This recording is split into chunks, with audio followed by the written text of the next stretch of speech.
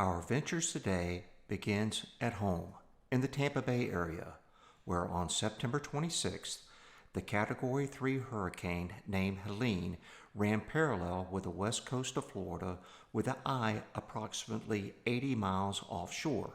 Now, normally, this would have had minimal effect on the Tampa Bay area, but this storm was different.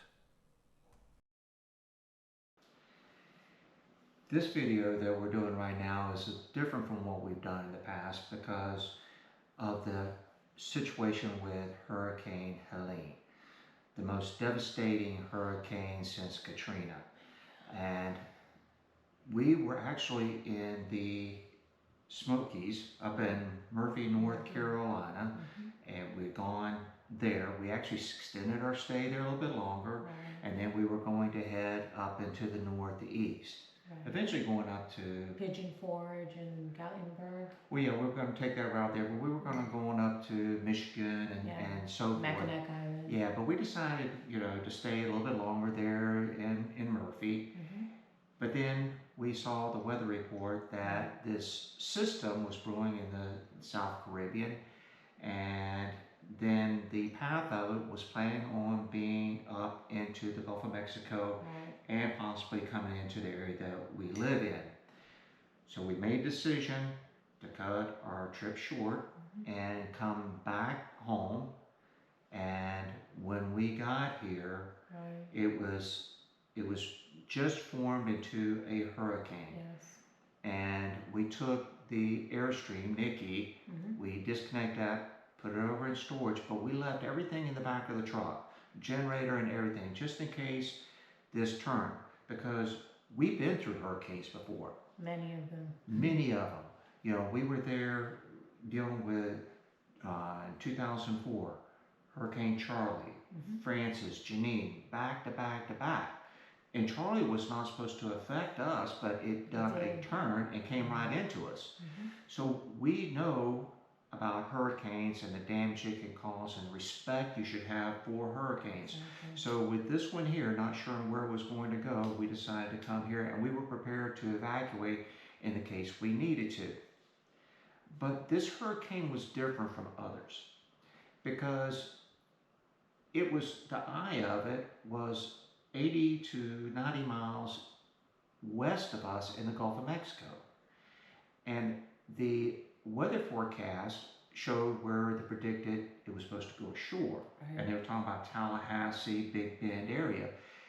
And I think that caused a lot of people to say, well, it's not going to affect us here in the Tampa Bay area.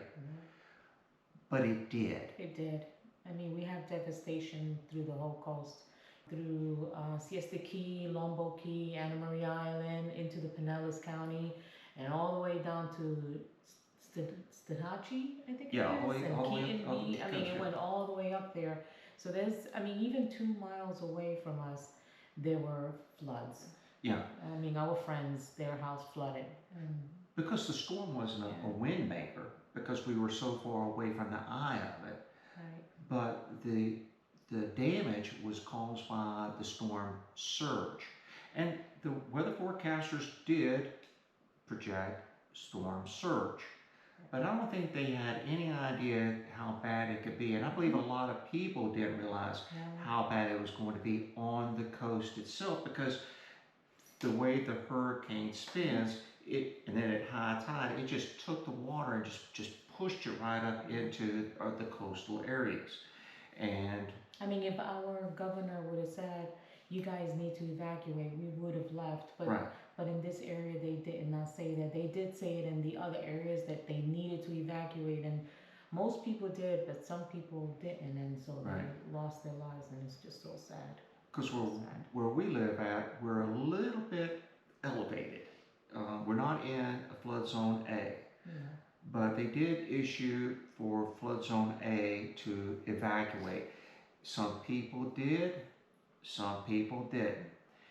Because they were focused, I believe, on the eye of the hurricane and not the damage that the outskirts of the hurricane was going to cause with this storm surge.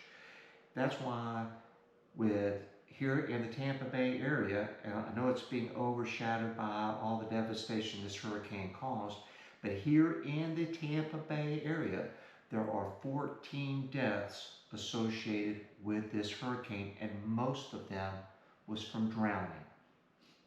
It's sad to say, but though we were not directly impacted by the eye of the hurricane, we were impacted by that storm surge coming in. And like Siri said, where we're at, 2 miles west of us is Tampa Bay. And there was damage done to structures of lower levels. So if you were in a condo on a second floor, you're probably okay. But if you were on the bottom floor, there's a good chance you got flooding just because of the storm surge. Homes that were built more level. And we're actually going to show you parts of the video. We just don't want to show too much. Don't want to show too much. For the respect of people, we don't want absolutely, to do that. Absolutely, because we've been there, and really you don't want people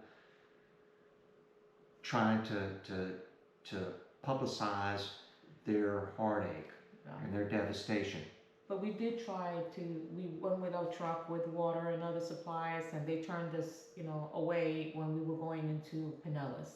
They told us that we couldn't go in, and so what we did was we took our supplies and went around neighborhoods that got hit, and we tried to help. But we picked up the cases of water, because really without electricity and because it's still summer here, it's still hot, it's still humid. A lot of these places without power, they're trying to do a cleanup. Some of them, they couldn't have water because of the water treatment. So water is very valuable, and it becomes a necessity, especially when doing these cleanups. So we took stuff because we'd unloaded the truck from our supplies because we didn't need it then, because we were safe with it, but we then loaded up with the packs of water and went out there and dispersed them out where we could. But like Siri said, we went to go to over on the Treasure Island, which if you're not familiar with the Pinellas County area, you have Pinellas County, and then on the west side of that on the beach, there is a barrier island that's really heavy in tourism, and it's only accessible either by boat or through the different bridges, and they closed off all the bridges and not allowing anybody on there except for residents. And so we weren't allowed to go on there, and so we went in, like Sarah said, we went in some neighborhoods that were hit really bad, and it's the devastation. But we don't want to take away from what happened up in the Carolinas and other places. That's just devastating. I mean, we would have been stuck over there, and we wouldn't have mind, because I'm pretty sure we would have taken our truck to see what we can do to help people. Right. But nobody can help anyone with wheels. You just can't, because there are no roads. Things are closed down, so everything is done through horses and mules and and helicopters and because it's so sad. Yeah, I mean, because you just want to help and you just can't. But the devastation was here in Florida initially, as far as the United States goes. Then, as you know, it went through the Big Bend area up and through Georgia. Georgia is a lot of devastation. North Florida is a lot of devastation. South Carolina, a good friend of ours. Tennessee. Still without power 7 days later. Eastern Tennessee. Just a devastating storm.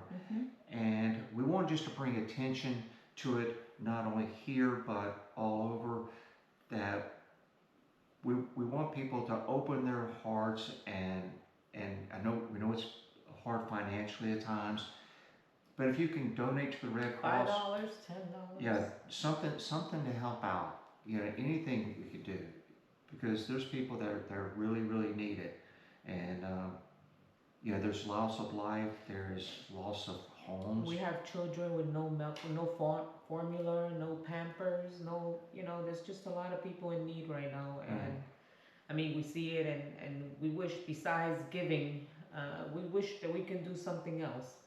Yeah, because really at this point here, prayers for these families and people that are affected by it. Turn to your loved ones. be grateful that you're safe, that you have a roof over your head, that you have access to food. Uh, Once again, we've been through this before uh, to different degrees. I mean, with Hurricane Charlie, we were like almost 2 weeks without power. Had to really cut our way through to be able to even get out. It was devastating. 2 years ago, we lost half of our roof, and with Hurricane Ian. Yes. So we But really. that was, but for us, I'm sorry, honey, and that wasn't really as bad as Sanibel Oh, Sanibel. and Pine Island and those. I mean, they Fort Myers lost, and- yeah, lost lives and their homes, and so we when things like this happen to us, we feel like we still were spared and blessed. Yes.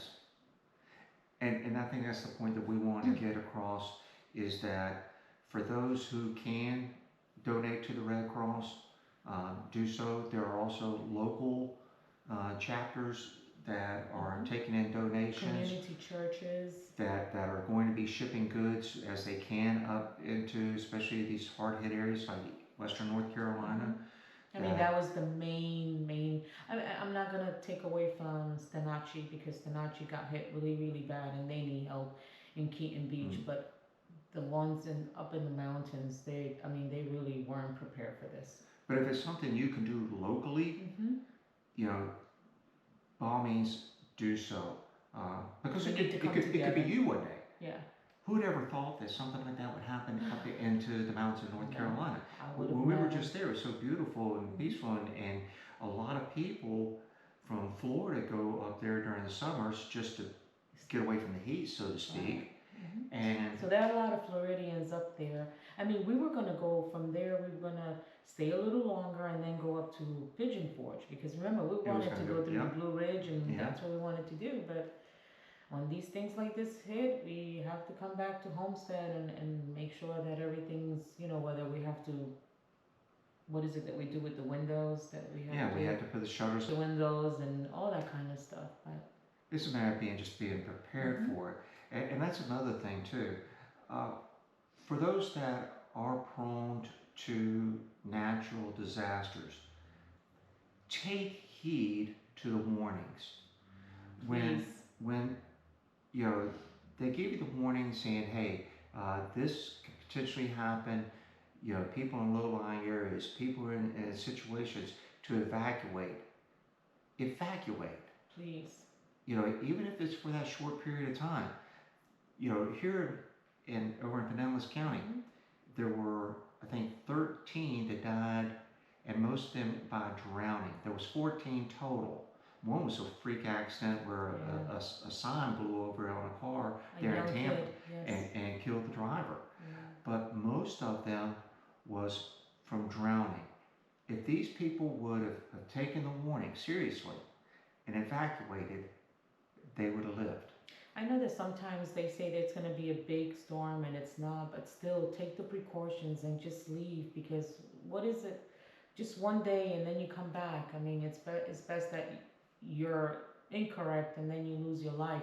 On the way back here from North Carolina, we were listening to the radio, and they had mentioned about North Carolina, the west side of North Carolina, up in the mountains.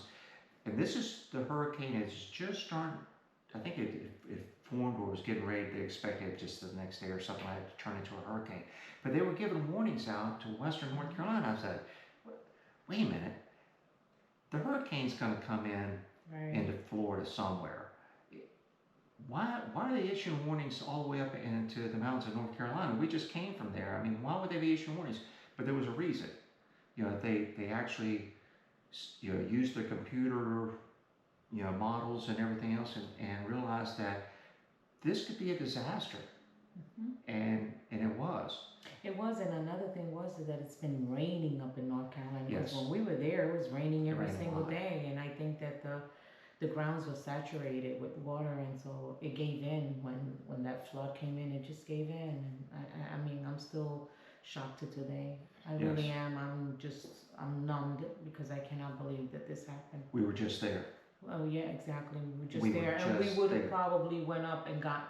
We would have been stuck.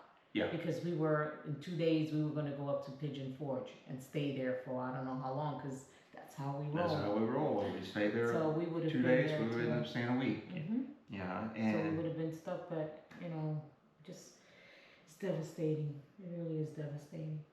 But we want to show you just a few things of the devastation, and I want you to be particularly mindful of this, is that not all homes on the coast were damaged. Not all of them. The older homes were the ones that were built on lower levels. And what I mean by that is that homes are built on an elevation. Right. And flood zones are based on elevation. And a lot of these homes are older and they're closer to sea level than the ones that were built up higher. And it's pretty obvious through these short videos we're going to show you that how that devastation happened. And my fear, being in real estate, associated with real estate, is that what's going to happen, because a lot of these people didn't have flood insurance. Exactly. Well, that's what's going on in up in North Carolina. Nobody carried flood insurance. Yeah. And so these insurance companies, they're not going to pay. They're not going to pay. It's sad. It's just sad. So who's going to have to bear the brunt of it? Well, it's to be able to rebuild without collecting any form of insurance is going to be nearly impossible for a lot of these people. So what's going to happen to value of property and mortgages? So this could have a very ripple effect, on our economy and our housing market, and it's something that we need to be very, very mindful of. But take that all aside. For those who survived, for those who weren't affected by this, be thankful. And for those who were affected by it, pray for those people. Please.